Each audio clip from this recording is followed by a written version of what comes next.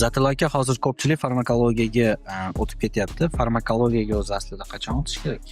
Endi bu mavzuga o'zim tajribamdan kelib chiqib aytaman. Men o'zim 2009-yildan beri shu fitnes sohasida shug'ullanaman. 2015-yil ilk musobaqamga tushganman. Tana ko'rinishim zo'r edi. O'zimdan mamnun edim. 52 kg vaznni 70 kg yapib chiqqanman shu boshlaganimda.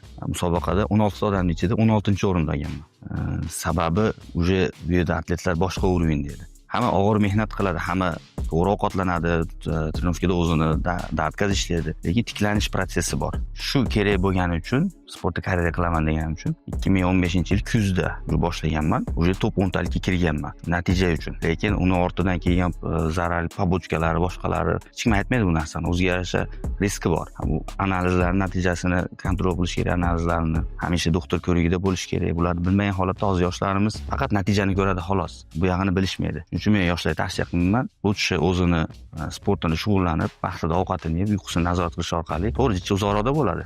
Lekin ular kimdandir zo'r bo'lish uchun emas, o'zini ideal tanasini qilish uchun qilyapti u mehnatni. Shunda to'g'ri bo'ladi deb o'ylayman.